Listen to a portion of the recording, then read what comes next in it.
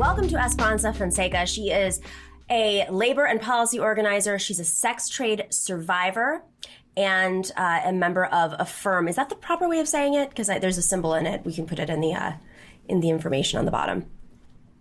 Yeah, that's the correct way of saying it. AFFIRM stands for Association of Feminists Fighting Fascism, Imperialism, Marginalization, and Refeudalization. It's a mouthful, but thank you for having me on today. Of course. So you've written quite a bit. There's this Medium post which we'll put up in the information as well on the page. But you wrote about your experience being in sex work.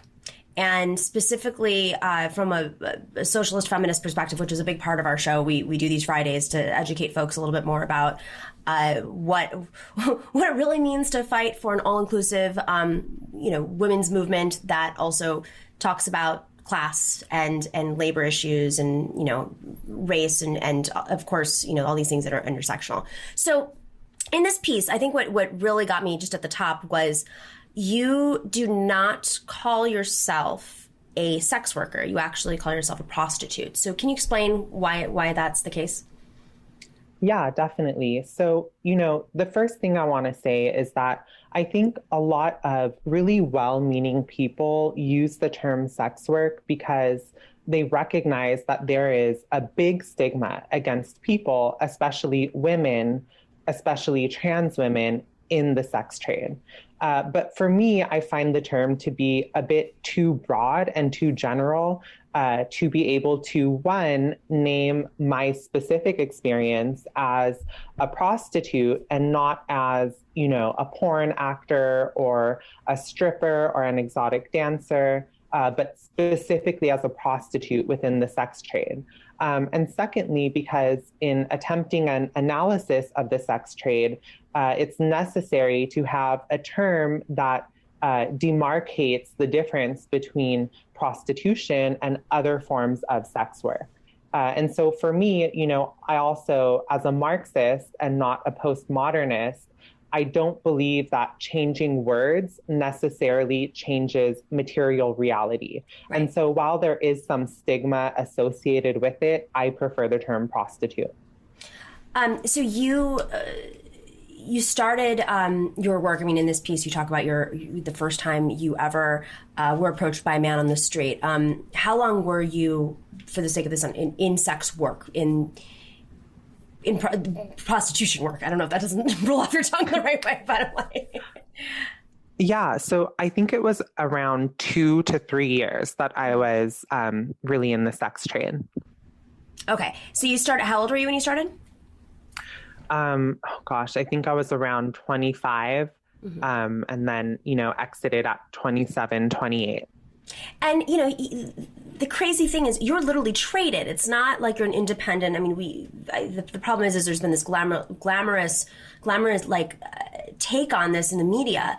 And the realities are, especially for the transgender community, is extremely dangerous. The murder rate is horribly high. And you mentioned in the piece that it has been glamorized so that a lot of people end up going to it for quick and easy work, but not understanding the circumstances behind it. So what was your experience like?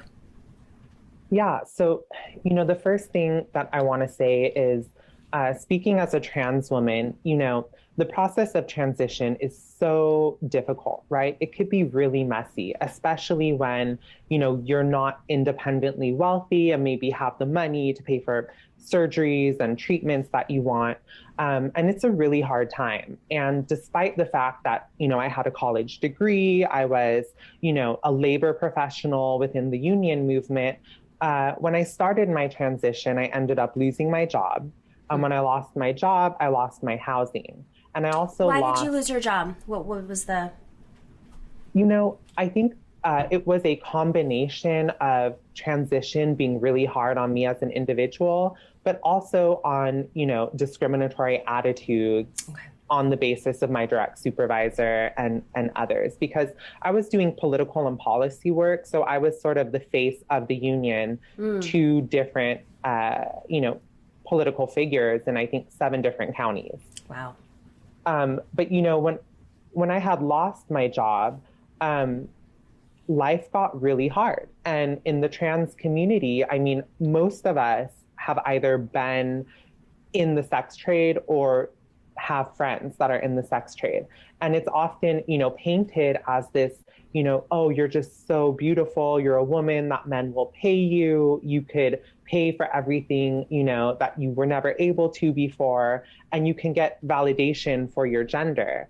And so I had a friend who sort of linked her arm with me and took me down the street. And, I had that first client. And in the beginning, it seemed sort of empowering, right? Like, oh my God, like a man actually finds me attractive enough to offer me money for this. Quickly, that illusion completely disappeared and it became a trap that I could not escape. How so? So, in a few different ways. The first thing I want to say, which I think is really downplayed among people, are the psychological and emotional effects of being in the sex trade.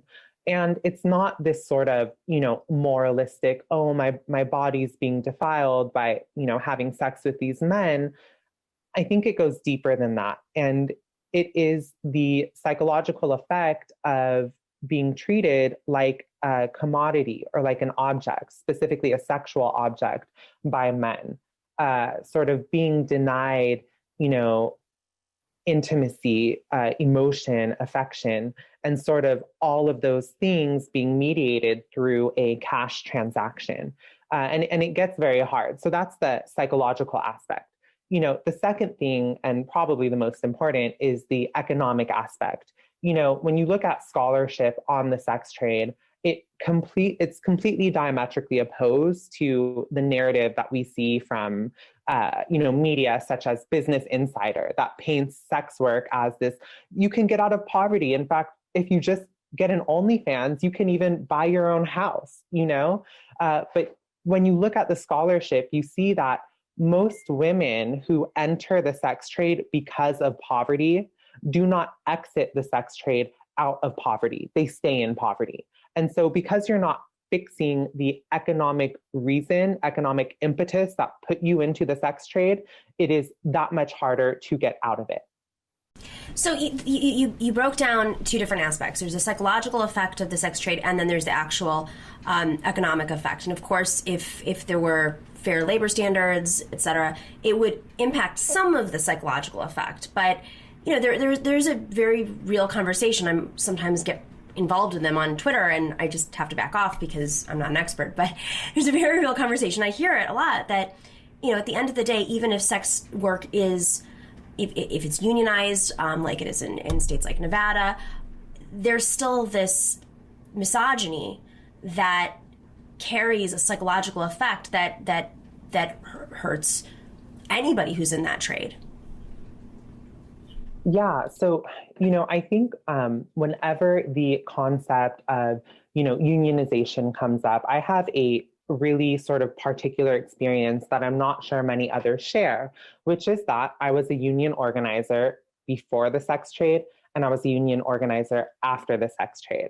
And so I always, think that the unionization argument is a little weak for a few reasons.